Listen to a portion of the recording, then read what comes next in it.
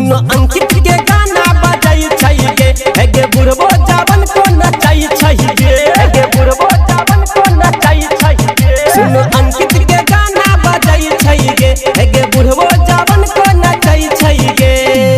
arjuna writer संगे